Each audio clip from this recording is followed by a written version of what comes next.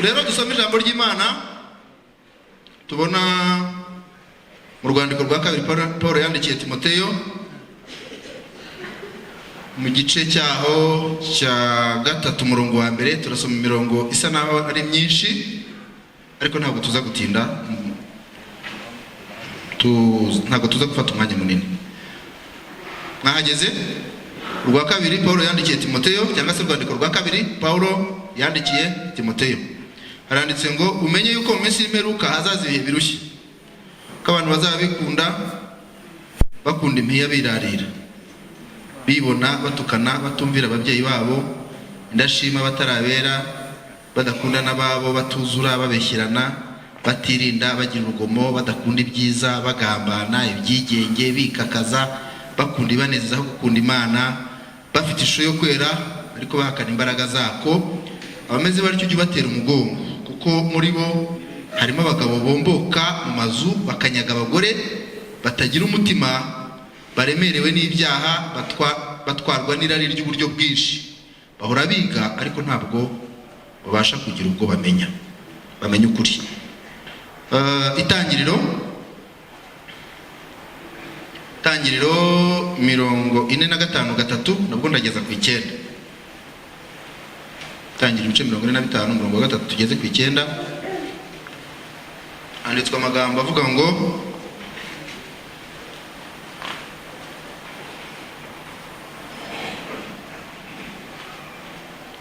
Yosefu, mwahageze? Yosefu abwira bene se ati ndi Yosefu, data aracyariho?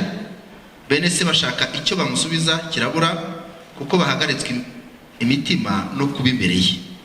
Yosefu abwira bene se ati ndabinginze ni munyegere. Baramwegera, aravuga ati ndi Yosefu mwene so mwaguze ngo njyanwe muri Egiputa. None ntimubabare, ntimwirakarire yuko mwanguze ngo nzanwe ino, kuko Imana ariyo yatumye mbabanziriza ngo nkize ubugingo bwanyu. Inzara imaze imyaka 2 mu gihugu, hasigaye indi myaka 5 batazahingiramo ntibasaruriremo. Kandi Imana yatumye mbabanziriza ngo ibabesheho mugire icyo musiga mu isi,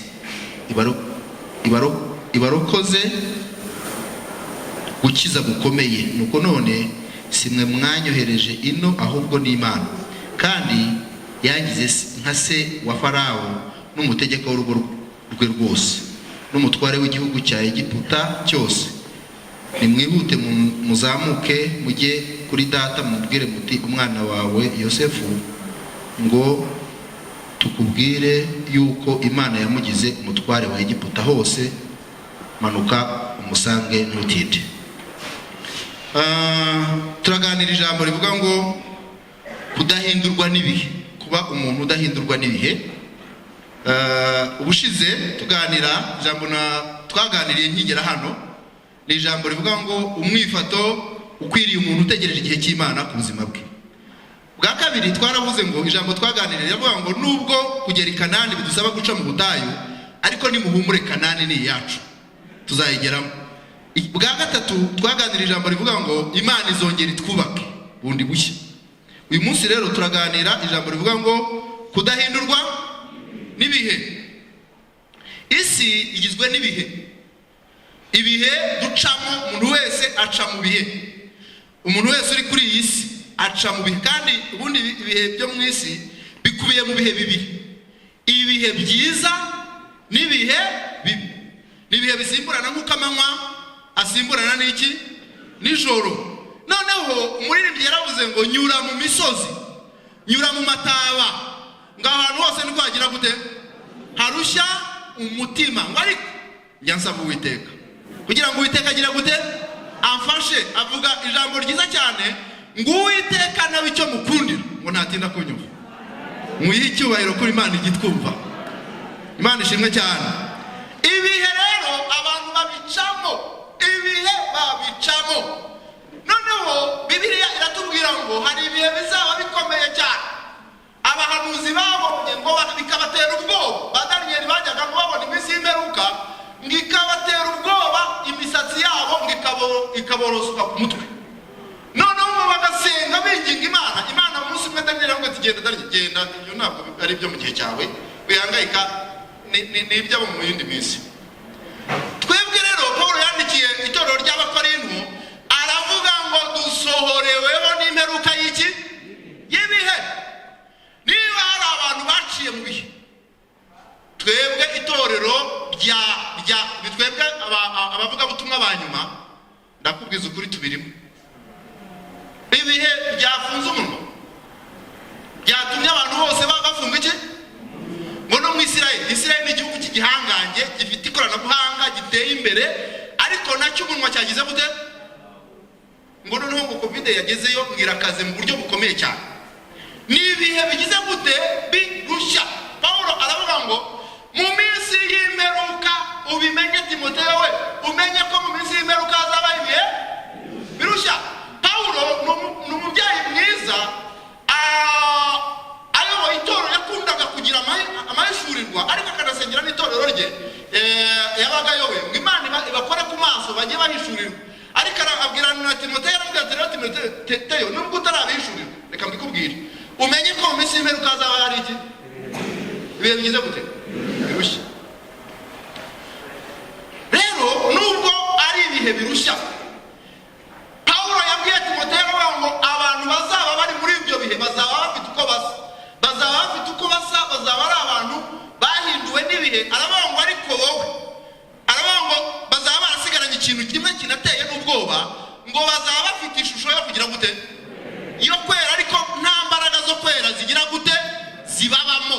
Abo ni abantu bateye ubwoba. Umuntu ufite ishusho, umuntu wiyambika ishusho y'icyo atari cyo, bene uwo ni umuntu mubi cyane. Aravuga ngo ariko ngugira inama abameze batyo, ugira gute ubatera iki, kuko utabateye umugongo nawe baguhitana bakuguca. Kuko umuntu uguwe nabi, umuntu ufite ibihe bibi, aba ashaka ko nawe mugira gute mubijyanamo. Ariko Bibiliya iravuga ngo abazi Imana yabo bazagira gute. Reka mbabwire inkuru nziza. Uwanditse ibyakozwe n'intumwa yavuze ubuhanuzi bwo mu minsi y'imperuka. Nubwo ari ibihe birushya, Imana yaravuze ngo izasuka umwuka wayo ku bantu bose. Igice cya 17 Imana yaravuze iti niko bizaba mu minsi y'imperuka, nzasuka. Imana ibishimirwe ko yabonye ko mu minsi y'imperuka bizaba bikomeye, itegura umusada, itegura support, itegura inkunga, itegura kuzasindagiza abazaba babirimo bayizera. Nubwo mbabwiye ngo ni ibihe bikomeye, ariko reka mbahumurize, umuterankunga w'itorero iyo ahamagaye itorero yavuze ngo izasuka. Uvuga ngo amina, haleluya, izasuka. Ushobora kumva ayo magambo ufite noneho dusabe se kwipfira, oya nimugire ubwoba. Hari yaduhamagaye niyo kugira gute no kubikora, izagira gute, izatujya imbere hataringaniye, igira gute, izamenagura inzugi z'iki, ibihindizo by'ibyuma izabicamo, kandi izadufata ukuboko itubwire ngo witinyangize gute ndagutabara. Uvuge ngo amen. Haleluya, haleluya, haleluya. Muyihe icyubahiro Imana yacu. Turebe, tugiye kureba abantu batatu cyangwa se bane bitewe n'umwanya baciye mu bihe, bamwe babisigamo ubuhamya bubi, abandi babicamo neza, barambuka ubu ngubu bategereje ikamba. Mu ba mbere mpereyo, Paulo yabaye umuvugabutumwa waciye mu bihe bikomeye. Ubundi gukorera Imana, iyo wiyemeje gukorera Imana, wiyemeje kuba umuntu w'Imana, uba wemeye no guca mu bihe bigize gute bikomeye. Paulo yarahagurutse, ahagurukana ivugabutumwa rikomeye ryiza cyane abandi batagize. Buriya bisomye ibyakozwe n'intumwa igice cya 8, Yesu yari yahaye intumwa ze misiyo. Aravuga ngo icyakora muzahabwa iki, umwuka wera nagira gute nabamanukira, kandi muzabaga bo kumamya i Yerusalemu, i Yudaya, i Samariya no kugeza kumera y'isi. Arangije ngo aragenda. Yesu yagiye avuze ijambo rya nyuma, ijambo yadusigiye ni uguhindura isi. Niyo magambo ya nyuma yaravuze ngo isi, kandi burya abana bubaha umubyeyi, bubaha amagambo yavuze bwa nyuma. Amagambo yadusigiye no guhindura isi. Muvuge ngo amen. Muvuge ngo amen. Haleluya. No kugira vision yo guhindura iki isi. Amaze kugenda intumwa murabizi ko zagiye ku musozi ziramutegereza, abamarayika baraza ati mwabagabo murarame mureba hehe mwijuru. Yesu bakuyemo akajya mu ijuru niko azagira gute azaga. Ariko ni mutsubire mujye babwiye. Baragenda bajya mu cyumba barasenga bahabwa umwuka wera. Bamaze guhabwa umwuka wera bagira iyerekwa rigufi. Ba Petero bagize iyerekwa rito ryo kuvuga ubutumwa Yerusalemu gusa. Muri akarengane kaje kagira ngo Imana ibabwira ngo ibyo nababwira ko ntabwo mwabibonye, ntabwo mugira amatwi. Kuko Petero yubatse inkambi, abantu bose bakajya baza bakamusanga bubaka inkambi, ananirwa kugira iyerekwa ryo gukora kuko Imana yamubwiye ko Imana yamubwiye ngo muzahera Yerusalemu, mugeze Yudaya, mugeze Samariya, mugeze ku mpera y'iki ngo abonye itorero ribaye ryiza yubakira iki idini. Bubaka itorero ashyiraho korutire. Imana iravuga abantu bazagenda ngimanura akarengane karabakubita, kamaze kubakubita n'abakristo bari barimo batazi ko bafite imbaraga, abitwa ba Filipo Diakoni, ngo yaguruka kumva biremera. Bati Imana ishimwe, burya nubwo ari mu bihe bibi ariko Imana igitanga n'amababa. Umugabo ngo yagiraga akabaragurutse agiye kuvuga ubutumwa, arabati reka mbabwire nubwo ibihe bigo ariko hari Imana izaduha andi mababa. Uvuge ngo amen. Haleluya. Filipo arahaguruka ajya kuvuga ubutumwa, Imana imuhishurira ibintu bikomeye, ngabona abakomeye bavaga Yerusalemu babakire. Imana iramubwira iti basange kare kose. Ba Petero bari bananiwe kugira iki none bakira aho ngaho. Rero hari umugabo wagize iyerekwa witwa Paulo. Paulo yagize iyerekwa rikomeye. Bibiliya ivuga mu Byakozwe n'Intumwa ibice 13 ngo bari muri Antiyokiya basenga, umwuka wera yaravuze ngo mu ndobanure bari nande na Sawuli ankora umurimo ngize gute bahamagariye ngo bamaze kubarambikaho ibiganza barabasengera ngo batumwe n'umwuka wera. Paulo yagiye abandi batagiye, ngo yagiraga ivuga ubutumwa ryo kuvuga ubutumwa abandi batagize gute batavuga. Muri iryo vuga ubutumwa rye rero yahuye n'amakuba naka. Umunsi umwe we yaravugaga aho kugira ngo bamwakire. Twebwe dukunda kuvuga ubutumwa bwiza muri ibi bihe, usanga mu vuga ubutumwa bamwe bavuga ati hariya bakira bafata abantu neza. Nukuri abakristo beza. Ariko Paulo mu bakristo yarabwirizaga kumwakira no gukubita ibuye. Bagabati ibintu bavuze birimo kuvuga ngo Yesu mbazaza ngo kuzuka kwabonetse muri Yesu ngo niwe mwami, umva ibuye koco ngo bega bamuhaga amabuye. Umunsi umwe ngo baramukubita bamutera amabuye akuka karahera neza. Haza abandi bakristo, urumva ntabwo ari abakristo bamuteraga amabuye, ni abanyedini abayuda bafatanyije n'abandi b'amadini yandi n'abo kwa Kaisari. Noneho ngo bamaze kumutera amabuye akuka karahera, ngo abakristo baramwegera ngo ahita ahembuka, arahaguruka aravuga ngo bene data dukwiye guca amakuba menshi niba dushaka kwinjira mu bwami bw'Imana. Umunsi umwe yavuze ubutumwa bamujugunya muri gereza, ngo abantu bamucisha mu gitebo. Umva gati mbega umva ivatiri bamutegeraga mu gitebo, ati mukozi genda, ngabonukira mu gitebo aragenda. Yagize amakuba menshi, ariko yandikira Timoteyo mu rwandiko rwa 2 ibice 7:6 aravuga ngo ngiye maze kumera nk'ibisukwa ku gicana, igihe cyo kugenda kwa kigize gute kirasohoye. Narwanye intambara nziza, narinze ibyo kwizera, igisigaye mbiki bikamba ryo gukiranuka iryo umucamanza wacu tabera azamakuru urya ngo nyamara ntabwo ari genyine, harimo nabo mu Nyakabanda. Muvuge ngo amen. Barwanye n'ibihe bakagira gute bakabinesha. Mwaba Kristo mweje kubabwira ngo ni mukenyere muneshe ibihe mu izina rya Yesu. Bimenye Imana Jean Claude umukozi w'Imana, Imana yahamagaye aravuze ngo ni mukenyere muhangane n'ibihe kandi mugira gute mubineshe. Dufite ngiye kuba ingero wono wa mbere yarabinesheje neza, arabinesha cyane ari nta mwotsi yasize unuka.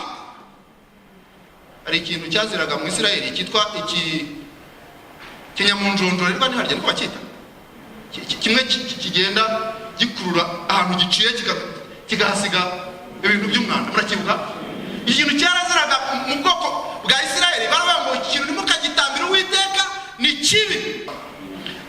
Abana ba Pawulo baciye muri iyi si ntibasiga ibintu bibanukaho inyuma, ahubwo inzira bayiciyemo neza.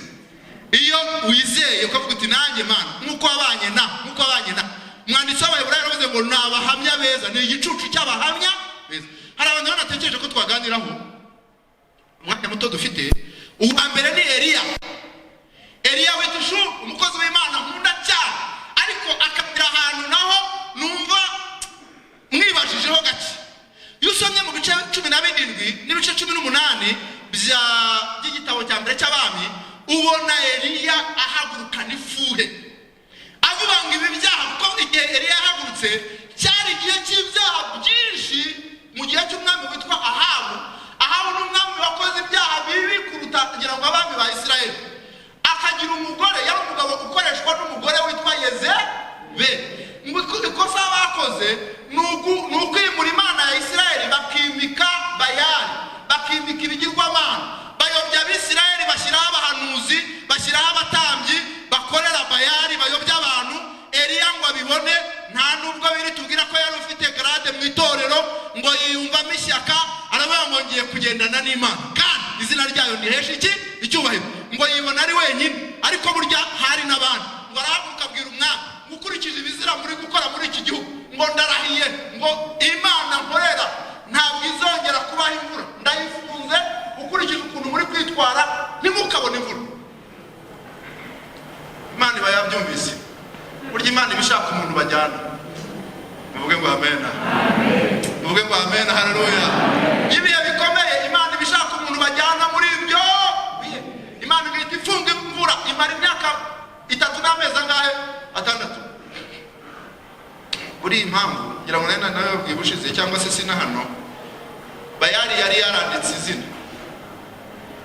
Abantu bari batakizera Imana, bari barabigije ko Bayali itanga imvura, Bayali itanga urubyaro, Bayali itanga urumbuke, Bayali. Noneho rero urumva iyo abantu babyaraga umugabo n'umugore bafite akabebe, barazaga mu rusengero bakavuga bati turashimira Bayali yaduhaye umwana w'umuhungu, bati muyikomera amashyi muyivugire, bakavuza impundu, bakavuga noneho Imana ikumva bayishyize inyuma. Buriya rero ibihe by'iminsi y'imperuka ni ibihe byo gushyira Imana hehe inyuma. Usanga Imana itakirimo, Imana bayikuyemo. Ibihugu byinshi biri gukuramo Imana, abantu benshi imico myinshi barakuramo Imana. Kandi ni ibintu bikomeye cyane, birimo byihuta cyane, kuko ni ibihe bibi. Ariko reka mbabwire, Imana ntiwayikuramo ngo ibyemere. Imana ntiwayikuramo ngo ibyemere, kuko ikomeza kuba Imana ibihe byose. Abashaka kuyikuramo rero izaza kandi yishe. Reka mbabwire, Imana ari ukuntu uyizana ku neza, uyinginga ngo Mana, ngo ngwino Mana yacu, ngo ngwino turakwinginze Mana, ikaza iza ku neza. Ariko iyo wanze, iyo wayikingiye imiryango, ari igihe iza iyimena yose. Yivutire ngeri undinze tubonana. Nimuhumure nubwo ibihari bibi, ariko dufite Imana ishobora byose. Muvuge ngo amen. Haleluya. Bayali rero niyo yari yarahawe intebe. Umuntu yakweza, yacuruza, yakunguka, ishimwe rikabiryande. Eliya aravuga ati noneho ikibibateraniye imvura ndayifunze uhereye none, maze ngo inzara irabica, inzara y'imyaka 3 n'iki n'amezi angahe. Urebe ukuntu banganaga rero. Umuntu wari warabyibushye yabaga ameza atyo, yarabaye akayuku. Noneho aravuga ati noneho turebe ko Bayali izongera kuzana iki imvura. Birangira imvura ibuze, bakajya bavuga ati mwadushakiye Eliya akaduteje akaga. Ngo Imana iramubwira iti rero iyerekane nyuma y'amezi. Ariko ikintu mukundira Eliya ntabwo yigeze apfusha umwanya we ubusa. Muri ayo mezi 3, muri ayo myaka 3 n'amezi 6 yakoraga ibintu bibiri, kwari ukurya no kunywa gusa. Afati ngiye kurya mwe ubundi nitoze nzakorera Imana. Yararyaga yarangiza akora imyitozo ko bateguma ndumva zirimo. Mureke mbabwire, abitegura kujya mu bihe, abitegura kurwana n'ibihe, mureke turya ijambo ry'Imana, tunywe imbaraga z'umwuka wera, ubundi duhangane n'isi n'izina ryande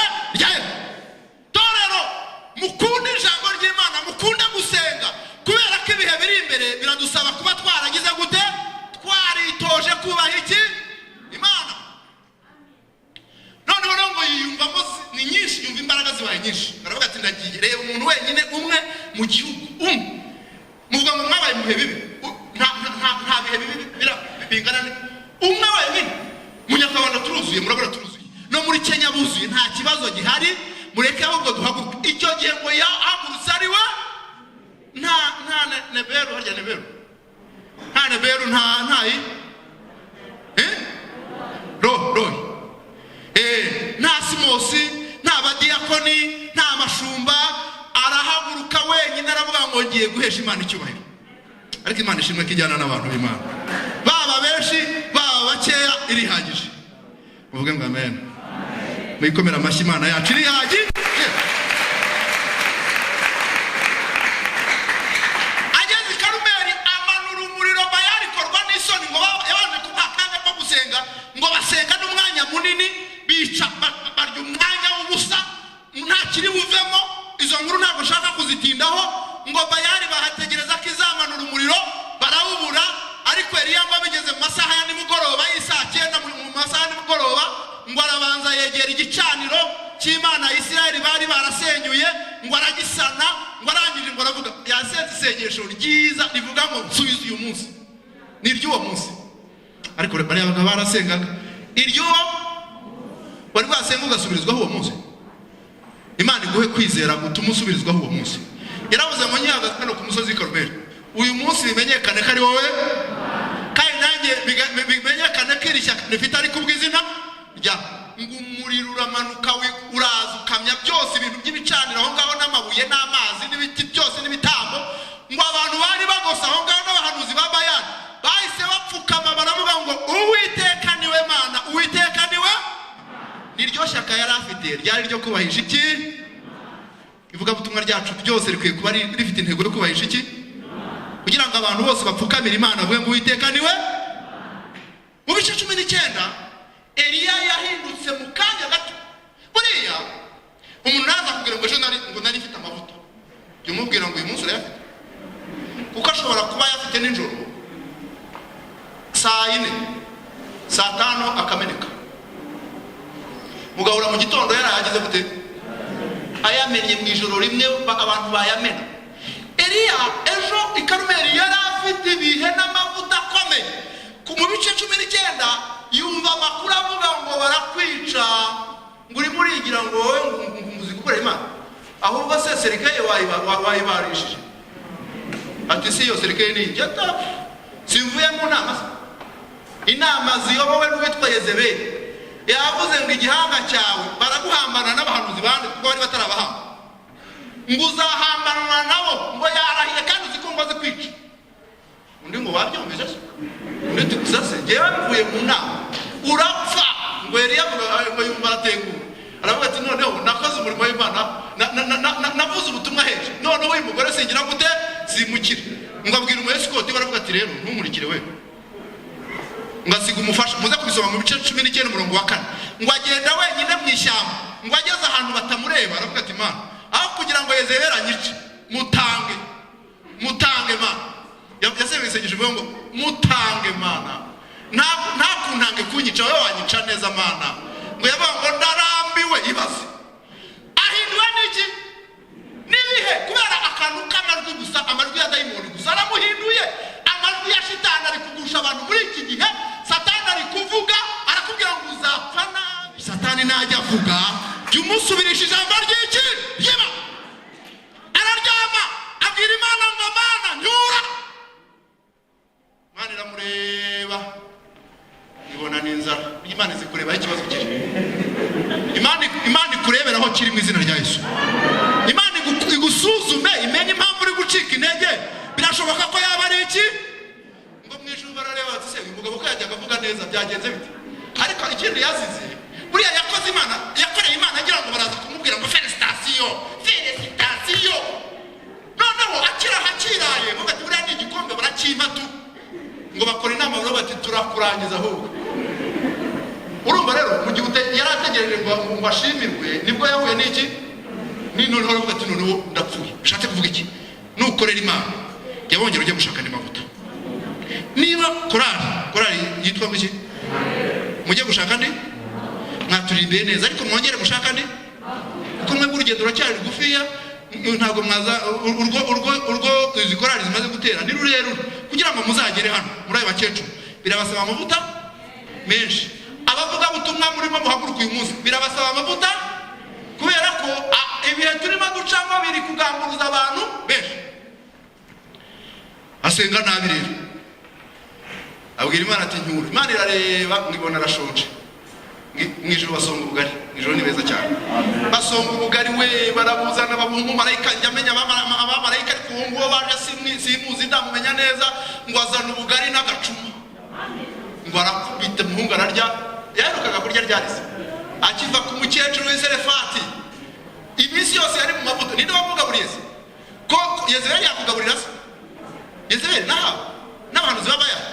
Urimo bicira isoko. Ahubwo bakugirira nabi. Mwijuru bamuha agatsima ngo amaze kukarya kubera ko yari afite inzara y'ibirarane. Arongera arya ati Imana urakoze kungaburira ariko unyure ngo mwijuru basubiramo bajya gusomba. Barati niyahazi ngo barongera bamushakira kandi gatsima ngo bamushakira ariko akiminsi myinshi ngo bamushakira akamara iminsi 40. Imana muyamashi ifite n'akamara iminsi myinshi. Mugire gutya. Imana ifite akantu k'ubugari gashobora kukumaza iminsi myinshi. Vuga ngo myinshi bishyiramo 40. Vuga ngo ngahe ngo n'agacuma kavuga ngo uzajya urya unywa kandi iyo nda uzayikora iminsi isigaye uzayigendera. Reka mbabwire ibihari birakomeye ariko dufite Imana izi gusonga. Uvuge ngo amen. Haleluya. Narigiye gutera ikora ati muzi gusonga Imana we reka ndekera aho ngaho. Ariko dufite Imana izi gusonga ubwo tugenderamo iminsi myinshi. Ariko bureka mbabazi buriya Yezebeli byaramucanze. Yewe ati buriya bimeze bite ko utapfuye. Ariko reka mbabwire ntabwo abantu b'Imana bazapfa ahubwo bazagira gute bazarama. Tubwira shitani ngo uzagira gute nguzarama kuko kubaho mu bibiri avuga mu Baheburayo 19:3 bavuga ngo haracyasigaye igihe kigufi cyane kandi uzaza ntabwo azagira gute umukiranutsi wanjye azabeshwaho. Eliya rero yahindutse gato uretse Imana yamutabaye ariko yari yagize gute muze gusoma yaravuze ngo Mana ndarambiwe. Wari kumubona ejo wanamwumva uyu munsi wakwibaza ngo Eliya nabonaga ejo niwe uyu munsi ariko byatewe n'iki nibihe. Mbabwira impamvu Eliya yahise agenda vuba. Abantu bari kurira cyane babuza n'induru rero bahaye intashyo irabacyura vuba. Imana yaramurebye iravuga ati uyu muntu n'amaganya afite n'amarira reka musimbuze. Ngihita imusimbuza nde Elisa utanyurira. We yabonaga ibintu by'intambara akavuga ati Imana hishurira n'abantu bose bari kubona ibintu by'intambara babone neza y'Imana. Yari umuhungu utajya unyeganyega. Reka mbabwire yari umuhungu ufite umwuka wera. Imana iravuga ati uyu mugabo utangiye kuvuga amagambo yo kumbwira ngo mucyure iramubwira ngo itegure mucyure. Abarimo mutuka Imana ngo Mana ngo urareba musenge cyane mushobora gutaha. Murimo muratuka Imana ngo ntigireba. Imana urumva irwara amaso ko ngo Mana ngo urabona kuko niba uri mutuka Imana urumva udakeneye gutaha koko ikakwezi kagucyura kari koko. Ariko ntabakurenganya nibi. Reka turebe rero uwabiciyemo ntibyamuhindura. Yosefu mwene Yakobo yaciye mu bihe yaciye mu bihe by'ububyutsa abwira bene se ngo nabonye mwese mwikubita imbere yanjye ngo mwese mu mavuta mbega yabaye mu bihe by'amavuta byo kwerekwa ngo mwese mwikubita imbere yanjye ngo bakamureba umuriro kabiri ngo kugira ngo nzakwikubita imbere nzaguta mu mwobo. Imana rero ati ndarahiye ntabwo ubona sizi uzamuta mu mwobo bagumemo bakujugunyamo ikarari gukuyemo mu izina rya Yesu. Ko n'Imana naho nahirahari ni nko kuguta mu biganza by'iki by'Imana. Muyihe icyubahiro Imana ya Aburahamu. Haleluya. Ngo bamukubitamo imukuramo baba baramugurishije imujyana heza ngo imushakire ikigabo cyiza kizajya kimuhakeye cyitwa Potifari gifite ibyangombwa byose. Ngo kiramureba kiti uriya muntu ndamuguze ngo amujyana mu rugo ngo bamuzamura mu ntera bati dukurikije ukuntu umwuka w'Imana kuriho uhereye no ibiryo zajya ndya. Ariko ni umuntu w'umunyamahanga ariko Imana imuhaye iki ubwiza igikundiro amavuta ibintu byose bimujeho ngo bahita bamukura baramukunda bamushyira ku bintu byose, ariko icyo cyari igisubizo cya Pilato, ntabwo ari Imana yari yaramubwiye ngo aho ngaho ahahurira n'ibigeragezo. Iyo umuntu ari mu bigeragezo, ari mu bihe bibi, Satani muzanira igisubizo cya Pilato. Iyo utabaye maso ugira ngo nicyo. Potifari yajya mu kazi, umugore agahita abwira Yosefu ngo ibyo nakubwira babyemera. Ngati nibikize ngo naragupfuye, ngo naragukunze wakana, ngo kandi sheri wanjye ntabwo azaza ko wanyemera nkagusoma. Ngati toka bazimubashye. Ngati wagiye umenya ubwenge ko harimo n'umugisha, ariko nta mugisha uri mu byaha. Ntukemere gusomana, ntukemere gukora ibyaha ngo harimo iki umugisha. Kubera ko Shitani yariciye akaryango akashaka kuhamurangiriza. Abantu benshi ibi bihe ashobora guca mu bihe by'ubushomeri, yabona ageze ahantu bagabura akavuga ati ni mu akarya n'ibitaribwa. Urubyiruko ruri kurya ibitaribwa, ruri gukora ibyaha, uretse ko atari urubyiruko gusa, n'abakecuru. Kuko ibyaha biriho muri iyi minsi ntawe bisiga. Umukecuru, umugabo, umugore, ibyaha biri gutwara abantu cyane. Ariko Yosefu ngo ako karyango bagakinguye aravuga ati sinahangara guhemukira Imana yabanye nanjye no mu rwobo. Barokore nimwibuke Imana yabanye namwe kandi ntimukayihemukire. Igihe cyarageze bamugeza muri gereza, naho Imana igihe kiragera mu 31 37 Farawo aravuga ngo tuzabonayo umuntu umeze nk'uri mu mwuka w'iki w'Imana. Baramuzamura umuntu ukomeye. Aha naho ni igihe gikusha abantu benshi, akajya abwira abantu ngo reka mbabwire ngo ibyo mwankoreye ngo reka nze mbereke rero ngo burya ngo dusenga Imana ikora ngo ntimuzanyire. Ariko Yosefu yaravuze ngo umwuka wo kuvuga ngo bazamukira, reka yaravuze ngo kuba nzamutse namwe muryeho, kuba Imana izamuye mwungukire mu bantu b'Imana. Ariko iki mwihanaguremo ibyo mwankoreye byose ndababariye. Imana iguhe imbabazi zo kuzatanga imbabazi wageze naheza, wageze mu rugo rwawe, kuntu wasuzugurwaga hahandi warerewe nawe urahaza. Ariko nugera no mu rugo rwawe, Imana iguhaye umuhungu wo muri Amerika, urangije muri Amerika, ujye uvuga uti imbabazi zo ndazihorana. Tukwiye kugira izimeze nka Swigrase y'imodoka. Swigrase igenda igira gute buri munsi. Iyo uri mu mvura ugenda ugira gutya, ushyiramo gusa buri kanya igenda igira gutya. Mukwiye kubabarira kuko ababacumuza n'ababagusha ni benshi. Murasaba rero kugenda muhanagura kuko udahanaguye ntiwazareba imbere. Mureke dusenga Imana, tubike imitwe Imana nkorera. Ndagusabira ngo ibihe ubitsinde mu izina rya, kugira ngo ubitsinde birasaba kugirana isezerano n'Imana. Ukavuga ngo naho nanyura mu gikombe cy'igicucu cy'urupfu ntabwo nzaguhemukira. Dawidi yaravuze ngo kugirwa neza n'imbabazi bizanyuma y'iminsi yose nkiriho. Ikindi biragusaba kwibuka Imana yawe. Imana yakurinze uyubahe kandi ntukayihemukire. Daniel ngo agambira mu mutima yo kutazagira gute, tutaziyanduza nubwo yari guca mu bihe bibi. Reka dusenga Imana. Hari umuntu ushaka kugira ngo yezwe ibi bihe ari macamo, Imana imweze kandi muhe imbaraga zo gushobozwa n'ibindi bihe biri imbere.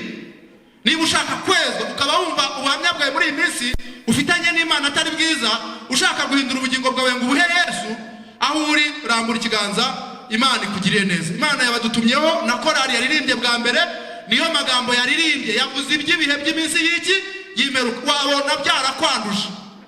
Murambura ibiganza hanyuma tubasengere.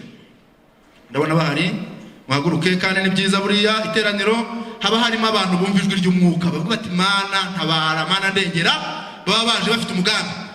Murakoze cyane. Mujyejuru hanyuma duhamagara umushumba aze atuyobore mu gusenga.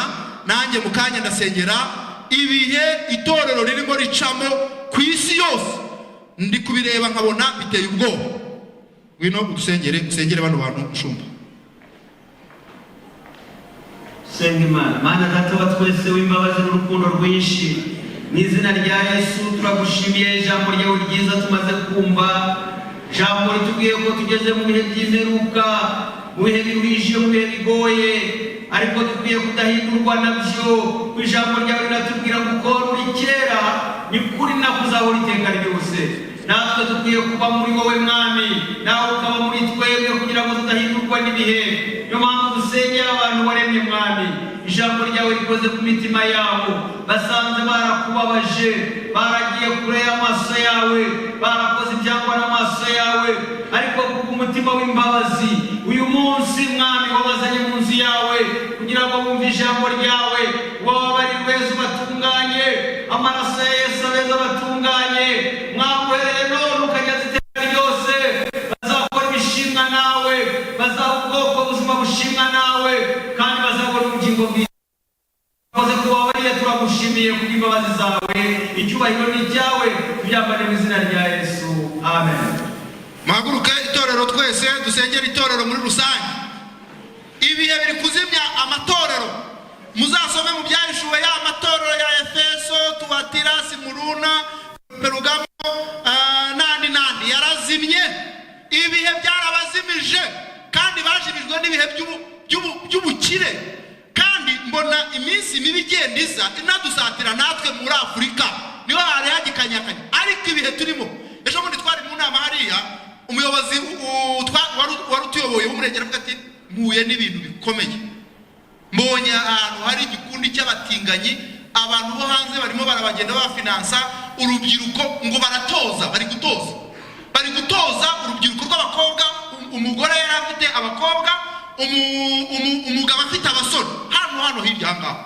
Umuyobozi w'umurengera avuga ati ibintu mbonye birampungabanyije, bantu b'Imana nimusenge, Satani arimo arakora ku mugaragaro, mureke dusenge Imana. Ibirimo biragenda bidutugarika. Si igitangaza ko amaleta azabyemeza, ashobora kuba yabyemeza, yenda Imana ishimwe iwacu mu Rwanda ni igihugu cy'ubukristo, ariko ibihugu byinshi bishobora kubyemeza bati noneho mujye munabasezeranye.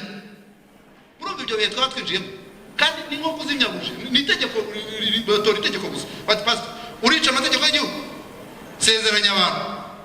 Murumva tudakwiye gusenga cyane. Imana irindi itorero, murambura ibwanza dusengera itorero. Mana data wa twese uri mu ijuru, turagushimira kuri Imana idukunda kandi twitaho. Uri Imana ikunda itorero, kandi dusengeye ibihe turimo ducamo ni ibihe bikomeye bigoye abagenzi, ariko uri Imana ibiyobora. Mu izina rya Yesu twirukanye imbaraga z'abadayimoni zihishe inyuma ya korona, zihishe inyuma y'ubutinganyi, zihishe inyuma y'uburwayi bwo mu minsi y'imperuka. Niyo mpamvu twirukanye imbaraga z'uburwayi muri iri teraniro, duhamagaye ubushobozi bwawe n'imbaraga zawe. Mana dusengeye igihugu cyacu cy'u Rwanda, twirukanye imyuka mibi mu izina rya Yesu. Ufashe itorero ryawe ku isi muri rusange, kubwa Yesu Kristo tubyambaje, amen. Imana ibahe umugisha.